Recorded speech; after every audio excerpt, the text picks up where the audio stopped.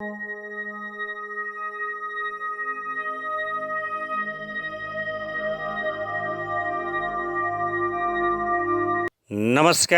नारायण हरिहरि। सम्पूर्ण संस्कार नेपाल टिभीलाई हेरेर बस्नुभएका दर्शक वृन्दहरूमा मेरो अन्तस्करणदेखि नै नमस्कार टक्र्याउँदछु। स्वीकारी बक्सिएला।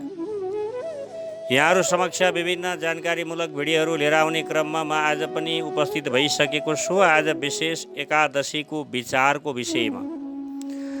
एकादशी किन बस्ने, एकादशी व्रतको नियमहरू के भनेका छन् शास्त्रहरूले, एकादशी कति प्रकारका हुन्छन्, एकादशी कुन कुन एकादशीको महत्त्वको विषय कहाँ छ भन्ने विषयलाई सारा संक्षिप्त तरिकाबाट यहाँहरू समक्ष लिएर उपस्थित भएको छु।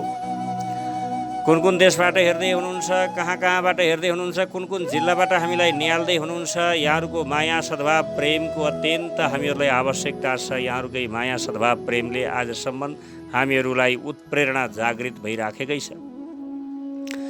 आउनुहोस्, विशेष आज एकादशीको विषयमा बताउन गइराखेका छौँ। अहिले भर्खरै हामीहरूका वर्षमा 12 महिना हुन्छन्। एक महिनामा 2टा एकादशी हुन्छन्, मिलाउँदा 24वटा भए।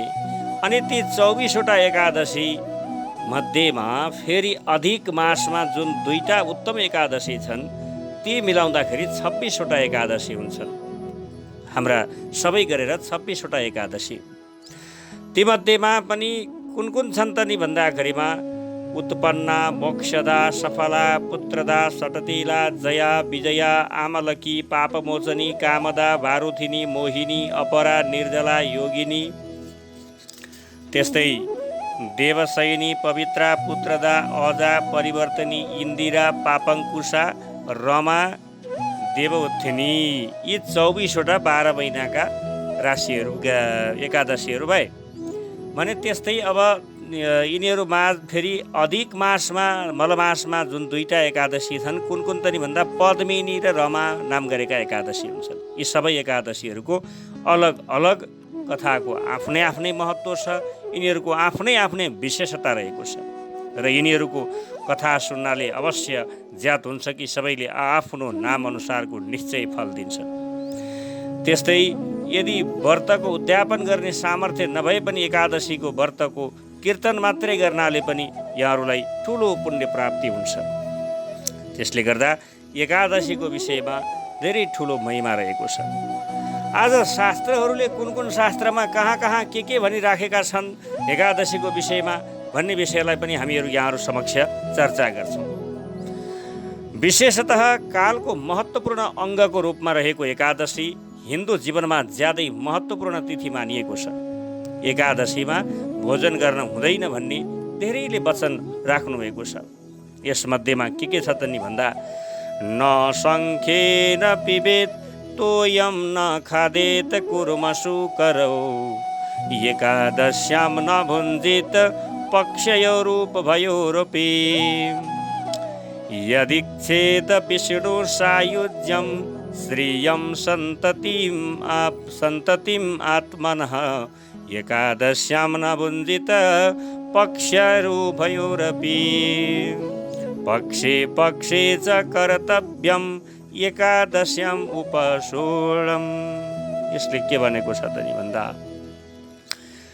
यी वचनलाई आधार मानियो भने यी वचनलाई आधार गरेर नै एकादशीको उपवास प्रथम कोटिको मानिएको छ। एकादशी व्रत 2 किसिमका हुन्छन्। प्रथम भोजन निषेधको पालनामा आधारित र दोस्रो व्रत अनुष्ठानमा आधारित। माथि बताइएको श्लोकमा के भनिएको छ भन्दा एउटा न सङ्ख्ये न पिबेत तोयम आदि वाक्यहरूलाई आधार मानि गरिने उपवासलाई निषेध पालनात्मक उपवास भनिन्छ। दोस्रो के भनेको छ फेरि पिबेत तोयम। त्यस्तै दोस्रोमा चाहिँ व्रत अनुष्ठानमा आधारित उपवासमा विधिपूर्वक व्रतको सङ्कल्प गरी उपवासका साथै विष्णु आदिको आराधना पनि गरिन्छ। निषेध पालनमा आधारित एकादशी उपवास पुत्रवान गृहस्थले पनि दुवै पक्षका एकादशीहरूमा गर्नु भनेर भनेको छ शास्त्रले। त्यस्तै सन्तानको इच्छा गर्ने हुनुहुन्छ होला अथवा विभिन्न कामनाहरूका इच्छाले गरिएका चाहिँ काम्य व्रत कामना पूर्ण गर्नको लागि, कामना पूर्ति गर्नको लागि गरिएका व्रतहरू हुन्छन्। त्यस्तै यिनीहरू चाहिँ विभिन्न प्रकारले गर्ने रहेका छन्। विशेष चाहिँ अझ हरिशयनी र हरिबोधनी एकादशीका बिचमा पर्ने कृष्ण पक्षको एकादशीहरूमा पुत्रवान गृहस्थहरूले पनि विधिपूर्वक एकादशी व्रत गर्नु, विष्णु सायुज्यको कामना गर्ने, आयुधको वृद्धि गर्ने, पुत्रको कामना गर्ने। यदि कोही सन्तान चाहनुहुन्छ, छोरी मात्रै भएर छोरो नभएको छ कि, अथवा छोरो मात्रै भएर छोरी मात्रै नभएको हो कि, छोरो हुनेलाई छोरी छैन, छोरी हुनेलाई छोरो छैन, यस्तै यस्तै विभिन्न समस्याहरू हुन्छन्, तिनीहरूले पनि यो व्रत बस्दा राम्रो हुन्छ भनेर बताइएको छ। यो व्रत वैष्णव, वैदिक, शैव, शाक्त सबैले गर्नु भनेको छ।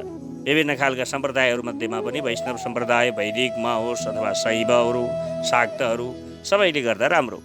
सम्पत्ति प्राप्ति जस्ता फल हुने हुनाले यस व्रतलाई काम्य व्रत पनि भन्ने गरिन्छ।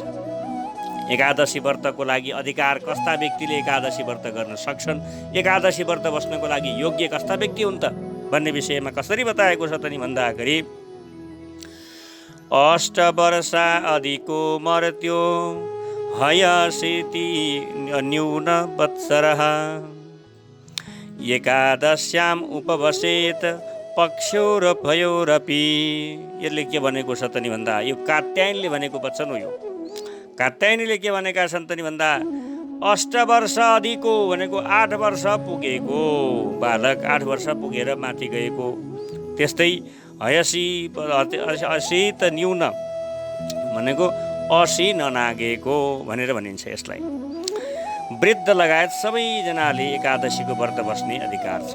सामर्थ्य व्यक्तिले 80 वर्षको उमेर पुगे पछाडि अब उनीहरूले चाहिँ एकादशी व्रत गर्नलाई गाह्रो पनि होला वृद्ध अवस्थामा, नत्र तिनीहरूभन्दा तलकाले गर्दा राम्रै हुन्छ भनेको छ। सौभाग्यवती नारीले पति वा पिताको आज्ञा लिएर एकादशी व्रत बस्नु पनि भनिएको छ।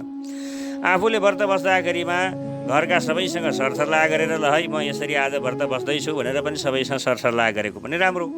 बिना आज्ञा व्रत गरेमा व्रत विफल हुन्छ भनिएको छ। किन भन्दाखेरिमा व्रत बसेको थाहै छैन, उसले व्रत बस्या छ कसैलाई भनेको छैन, व्रत बस्या दिन कसैले खेतमा कामहरू जा भनिदिएला, कोही घाँस काट्न जान पर्ला, कहीँ केर्न जान पर्ला। व्रत बस्या दिनमा गरुङ्गा कामहरू गर्दाखेरिमा पनि विघ्न पर्न सक्छ, त्यसले गर्दा विफल हुन सक्छ भनेर भनिएको छ।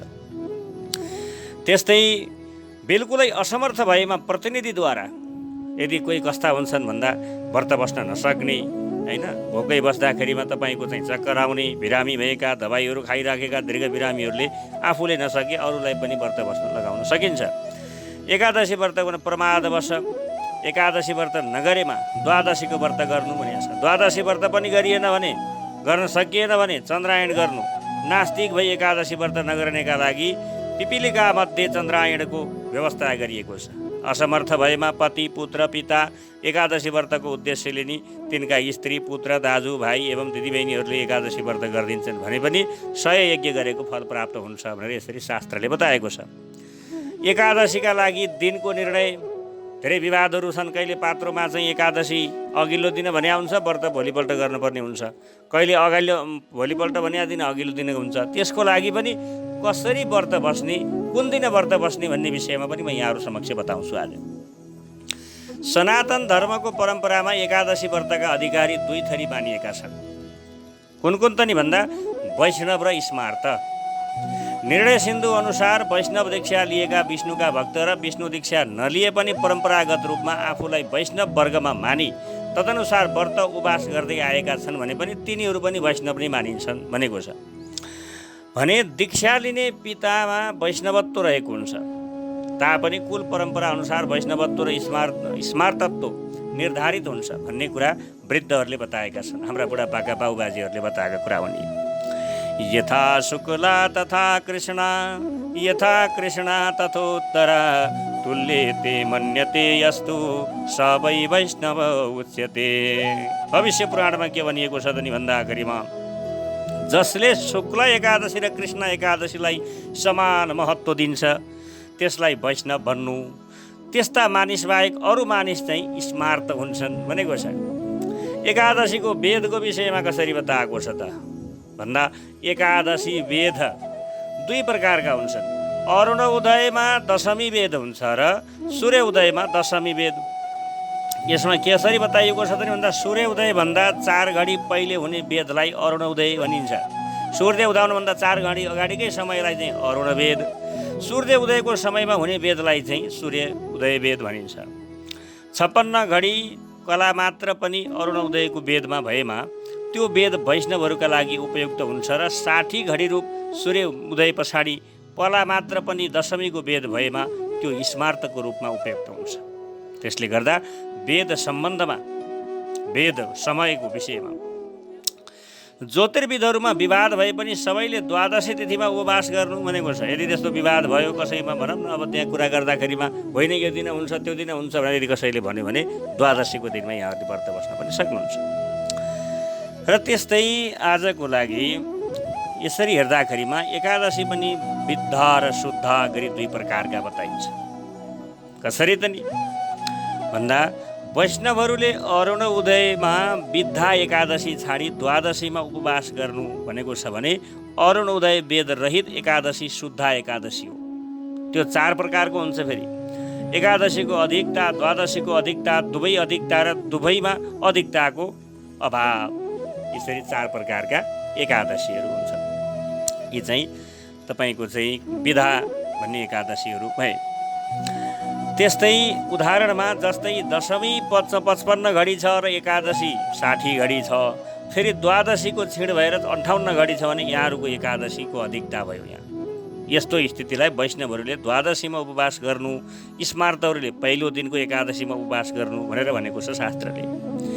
त्यस्तै दशमी 55 घडी भयो, एकादशी 58 घडी भयो, त्यो द्वादशी चाहिँ 60 घडी भयो भने यो शुद्ध र द्वादशीको अधिकता भएको एकादशी हुन्छ।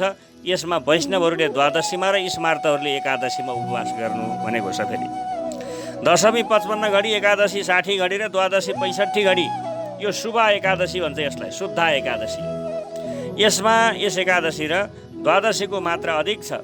यसमा चाहिँ स्मार्त र वैष्णवले दुवैले द्वादशीमा उपवास गर्नु भनेर यसरी शास्त्रले बताएको छ। त्यस्तै दशमी 55 घडी, एकादशी 57 घडी र द्वादशी 58 घडी, यस दुवैमा अधिकता छैन।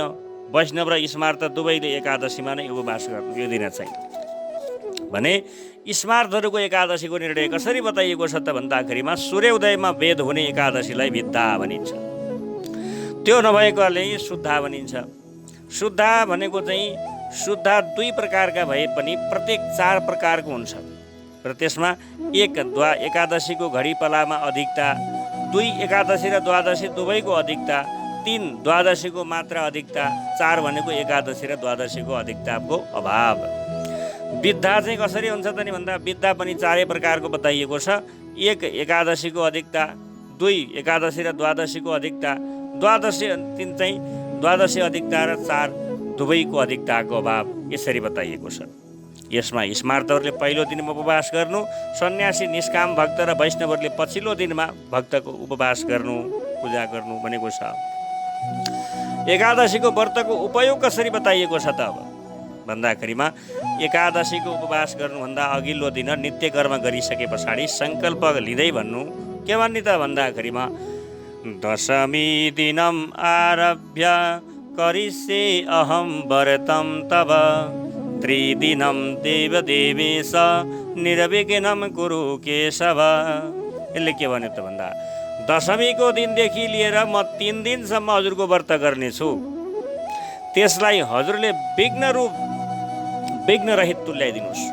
यसरी सङ्कल्प गरे पछाडि दशमीको मध्याह्नमा 1 छाक भोजन गर्नु, भोजनमा काँसको पात्र प्रयोग नगर्नु, मांस मधु आदि पदार्थको पनि सेवन नगर्नु, मधु भन्नाले मह, मांसको प्रयोग नगर्नु, दिनमा शयन नगर्नु, व्रत बस्ने दिनभरि सुतेर बस्ने त्यस्तो नगर्नु।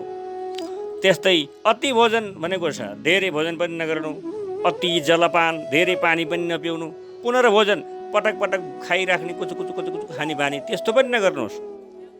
अनि त्यस्तै स्त्री प्रसङ्ग भनेको छ असत्य भाषण, त्यो दिन पनि झुटा नबोल्नुहोस् कसैसँग पनि।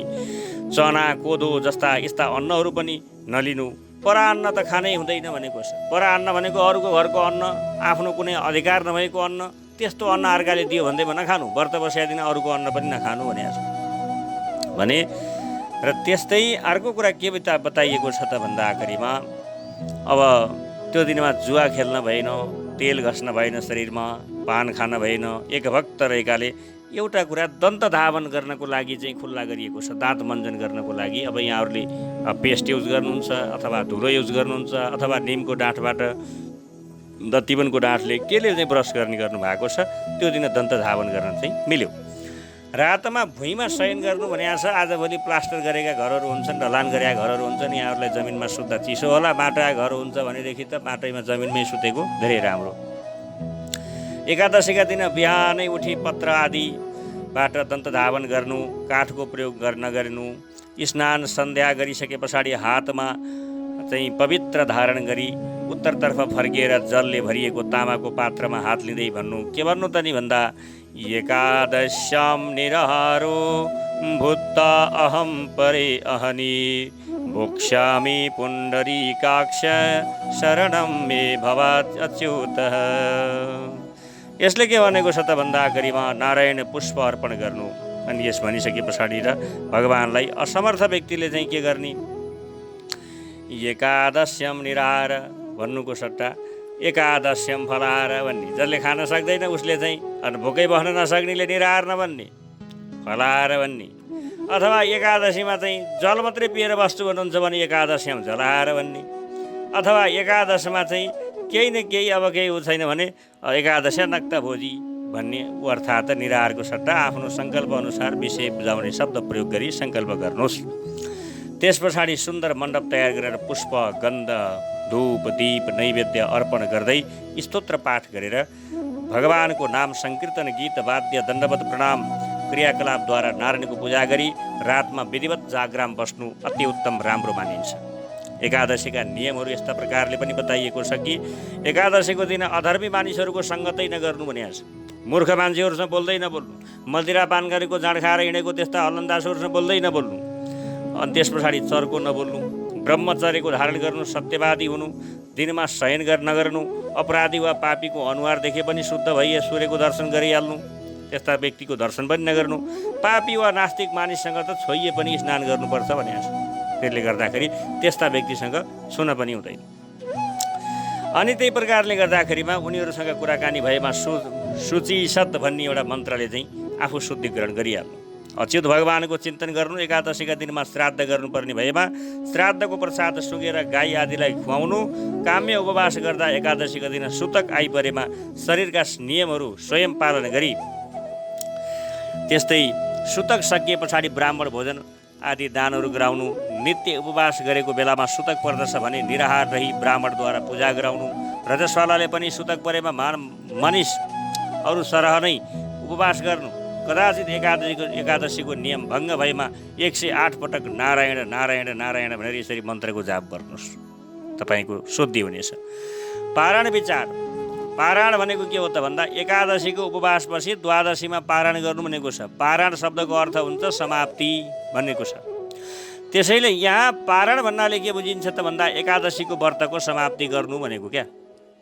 निर्णय अमृत मदन रत्न विष्णु धर्म द्वादशीको प्रथम चरणलाई हरिवासर भनेर भनिएको छ। त्यसैमा त्यहाँ हरिवासरको अवधि सकिए पछाडि पारायण गर्नुपर्ने कुरा पनि बताइएको छ। त्यस्तै निर्णय सिन्धुकारले पनि के भनेका छन् त नि भन्दा कमलाकार भट्टले द्वादशीको अपराह्नमा पारायण गर्नुपर्ने कुरा बताउँछ। विशेष कथनहरू विभिन्न तरिकाका हुन्छन्। निर्णय सिन्धु र धर्म सिन्धुको आधारमा आलेख लेखिएको छ। शास्त्रको निर्देशन अनुसार गरिने कर्म तर्क कुनै पनि कर्ममा तर्कको कुनै ठाउँ नै रहँदैन। जब शास्त्रले भन्छ भने त्यहाँ अर्को बोल्नै हुँदैन। त्यस्तै कसैले तर्क गर्न चाहन्छ भने पहिले एकादशीको स्वरूप उपवास व्रतको भौतिक र आध्यात्मिक विश्लेषण गरी मनन गर्नु। यसको वैज्ञानिक कारण के हो, यसको धार्मिक कारण के हो, आध्यात्मिक र भौतिक दुवै वादलाई चाहिँ समायोजन गराएर अगाडि बढ्न सक्ने र त्यसको पुरै तार्किक कारण सहित बुझेर काम गर्यो भने अझ राम्रो हुन्छ। एकादशी तिथिको 11औं इन्द्रिय मनसँग सम्बन्ध छ। विशेष यहाँहरूलाई म बताउँदाखेरिमा एकादशी तिथि भनेको 11औं इन्द्रिय मन। 11औं इन्द्रिय भनेको पञ्च कर्म इन्द्रिय, पञ्च ज्ञान इन्द्रिय, 10औं भए मन 11औं इन्द्रियमा पर्छ। 11औं इन्द्रियमा मन पर्ने भएको हुनाले मनको स्थान चन्द्रमासँग सम्बन्ध छ। र आजको दिन चन्द्रमा चञ्चलता सौन्दर्य भोगको प्रतीक हुन्। चन्द्रमा मनसो जात भनेको छ भन्ने श्रुति वाक्य अनुसार पनि चन्द्रमा र मनको घनिष्ठ सम्बन्ध छ भन्ने कुरा बुझाइन्छ। त्यसैले मनलाई उत्तेजित बनाउने कार्यमा चन्द्रमाको भूमिका रहेको हुन्छ। एकादशी व्रत आफै पनि विज्ञान सम्मत छ।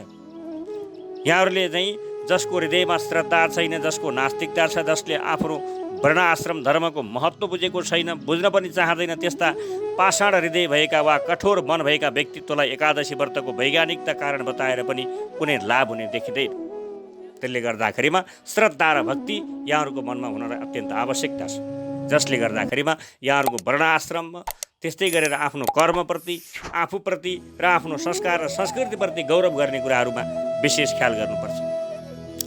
जसले ईश्वरीय वचन, वेद, शास्त्र, धर्म, संस्कृति, परम्पराका असल कार्यहरूका लागि श्रद्धा राख्दछन् तिनीहरूले राम्रा आचार विचार, उपवास, व्रत, तीर्थ, यज्ञ, यागादुर या लौकिक र परलौकिक अभ्युदय र निश्रेयस हुने कुरामा विश्वास गर्दछन्। केही नास्तिकहरूले आफूलाई आधुनिक युगबोध सम्पन्न देखाउन एकादशी उपवासलाई अन्धविश्वासका आधारमा गरिने कर्म भन्दछन्। यदि भने तिनीहरूद्वारा भनिने अन्धविश्वासको कुनै तुक नै छैन। पवित्र कर्मलाई अन्धविश्वास भन्ने बिना सिङका पशुहरू आफ्नै अज्ञानका अन्धकारले अन्धा भएर खानु अनि लाउनु र मोज मज्जा गर्नुमा डुबेका हुन्छन्। मृत्युको ख्याल नगरी पापमा विश्वास गर्ने हुँदा तिनीहरूलाई नै पक्का अन्धविश्वासी मात्र पर्छ। यहाँहरूलाई के भनिएको छ त नि भन्दाखेरिमा अल्बर्ट आइन्स्टाइनले विज्ञानका पिता भनेर चिनिने अल्बर्ट आइन्स्टाइनले पनि के भन्नुभएको छ भन्दा मर्ने बेलामा आफ्नो एउटा अन्तिम भनाइ जस्तो के छ भने यदि तिमी विज्ञान मात्रै भनेर हिँड्छौ, अध्यात्मलाई मान्दैनौ भने तिमी अन्धो हुन्छौ, तिमीले आँखा देख्दैनौ। यदि तिमी अध्यात्मवाद मात्रै मान्छौ, विज्ञानवादलाई मान्दिन भन्छौ भने पनि फेरि लङ्गडो हुन्छौ। त्यसले गर्दा अध्यात्म र विज्ञानलाई दुवै चिजलाई मान्यो भने मात्रै समृद्धि र समुन्नत राष्ट्रको उदय पनि हुन्छ। यहाँहरूको जीवनमा अगाडि बढ्नको लागि जीवन जिउने कला शैली अत्यन्त जीवन्त र जगतको पहिचान पनि गराउन सकिन्छ भन्दै यहाँहरूलाई एकादशीको विषयमा मैले केही प्रसङ्गहरू यहाँहरूसँग जोडेँ। एकादशीका साहित्यका विषयहरूमा पनि के भनिएको छ त भन्दा एकादशी हिन्दूहरूका लागि पवित्र तिथि हो। यसमा गरिने व्रत, उपवास, वर्जनीय पदार्थहरूको विषयमा विभिन्न स्मृति, निबन्ध, ग्रन्थ, पुराणहरूमा प्रकाश पारिएको छ। त्यस्तै निबन्धहरूमध्येमा पनि शूलपाणीको एकादशी विवेक, रघुनन्दको एकादशी तत्त्व, हिमाद्रीको चतुर्वर्ग चिन्तामणि, माधवको कालनिर्णय, नारदीय पुराण, पद्म पुराण, महाभारत, वायु पुराण, लिङ्ग पुराण, ब्रह्म वैवर्त पुराण, मत्स्य पुराण, कृत्य, कल्पतरु र धर्मसिन्धु आदिमा एकादशी परक विषयहरूको विस्तृत रूपमा निर्णयहरू गरिएको पाइन्छ। एकादशी सम्बन्धी विशेष तथ्यबोध गर्न चाहने जिज्ञासुले त्यो शास्त्र अध्ययन गर्दा पनि राम्रै हुनेछ भन्दै यहाँहरू समक्ष आज मैले एकादशीको विषयमा केही विषयहरू बताएँ जसले हामीहरूले एकादशी व्रत बस्नको लागि आवश्यक छ। अझ राम्रोसँग भन्नुपर्दाखेरिमा एकादशीको दिनमा सूर्यबाट विकिरणहरू पृथ्वीमा प्रवेश गर्ने भएको हुनाले त्यो दिनमा त नुनलाई त वर्जित नै गरेको छ।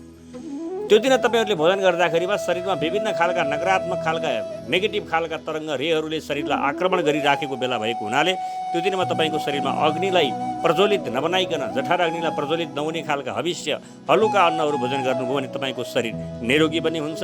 एकादशी व्रत स्वास्थ्यसँग पनि सम्बन्धित छ भन्दै यहाँहरू माझबाट अहिलेको लागि बिदा हुन चाहन्छु। हरि ओम। पूर्णमदः पूर्णमिदं पूर्णात् पूर्णम् उदच्यते पूर्णस्य पूर्णमादाय पूर्णमेवावशिष्यते। ओम शान्तिः शान्तिः शान्तिः।